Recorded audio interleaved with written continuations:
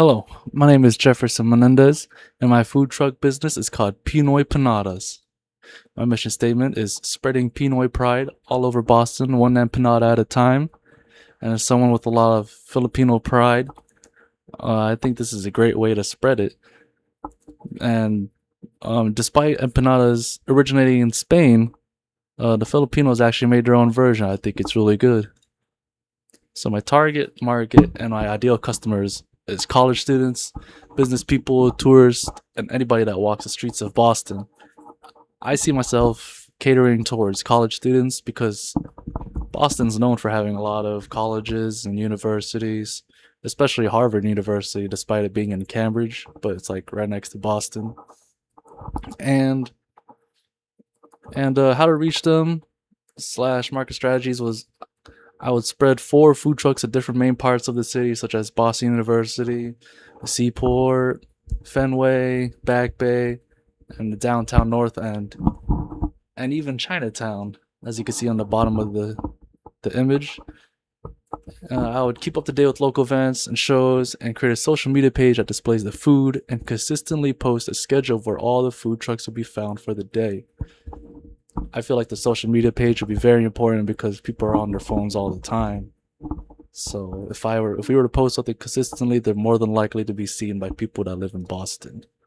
And why we stand out from other food trucks is, like I said before, empanadas originated in Spain and were introduced to the Americas in the late 16th century by Spanish settlers, marking the beginning of their presence in the New World. The Philippines were also introduced empanadas by Spain, but now they make their own version with their own twist by adding pork, beef, potatoes, and raisins. As someone who's ate Filipino food most of my life, we usually add like sweet sauces to our pork and beef. And as America is known for liking sweet foods, so I think that's a good combination of fried sweet meat, and it would definitely be popular with the American population. And introducing the streets of Boston with Filipino empanadas and including other dishes in the menu such as lumpia and pancit, mostly lumpia in my opinion, because you can fry that with empanadas. Adobo and pancit are also one of the most popular dishes from the food truck.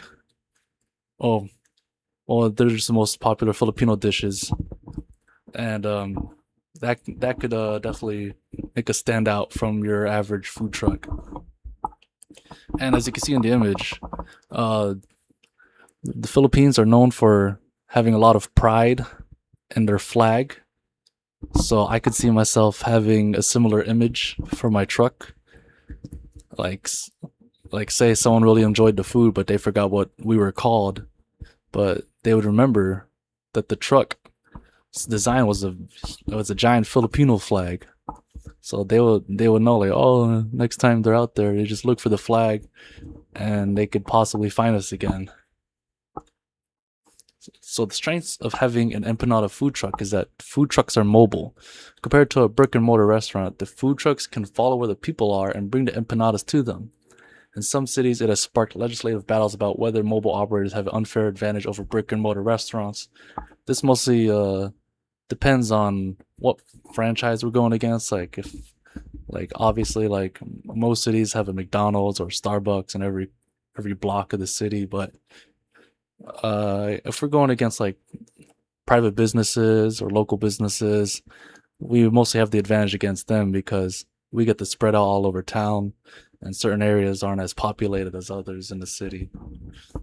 And empanadas are cheap, not as messy as other foods, and they only take, according to the recipe I saw, 2 to 3 minutes to fry.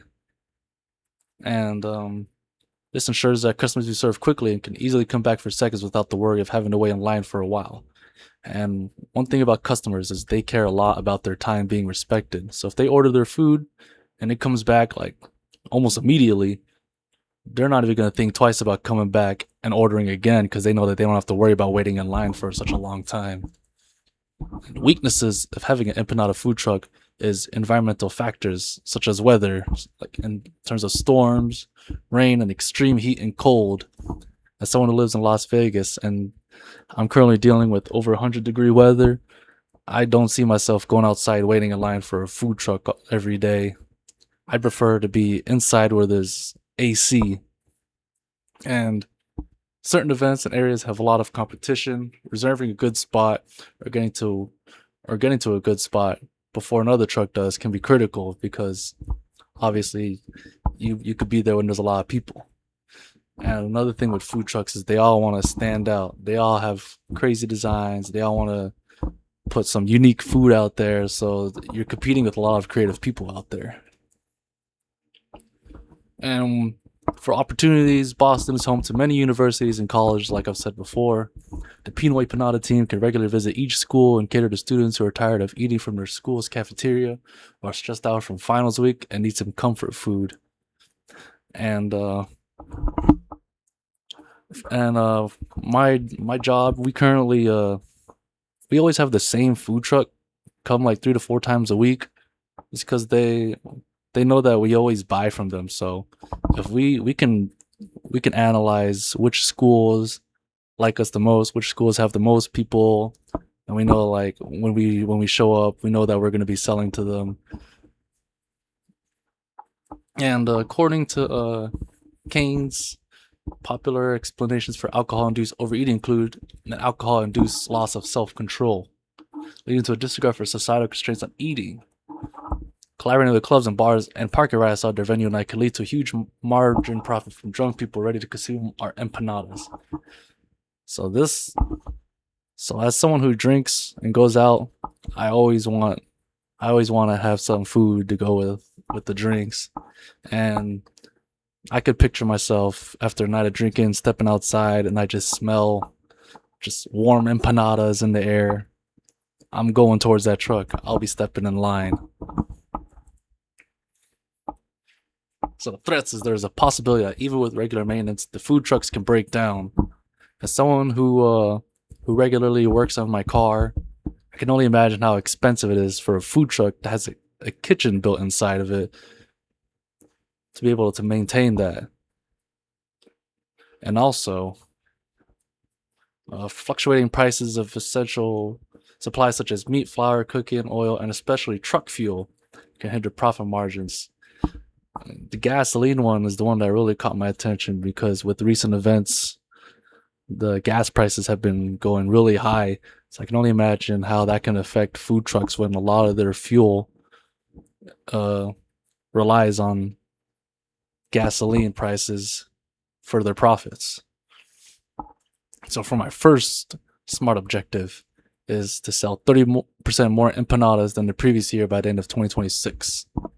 My thought process is if you pre-roll all of them and you freeze them, the only thing you have to do is fry them when someone orders them. So you pre-roll a lot of them and install additional deep fryers if you have the space, so you can fry a lot more at the same time and collaborate with a bunch of events per year, especially the Harvard Square Philan Festival, which is a Filipino American festival. You come out there and show out to a bunch of people, show them that you can serve a lot of people in a short amount of time. And for the second objective is to increase repeat customers by 20% by the end of 2026. And my first thought is, since I'm in the service, I always ask for a military discount. And that I usually see myself coming back to places that provide it.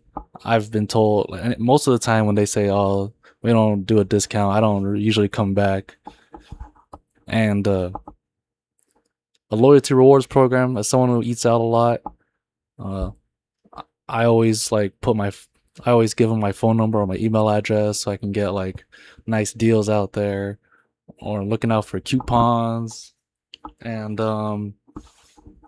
having a social media page would be very important for this goal, because people are on, like I said before, people are on their phones all the time, and if they see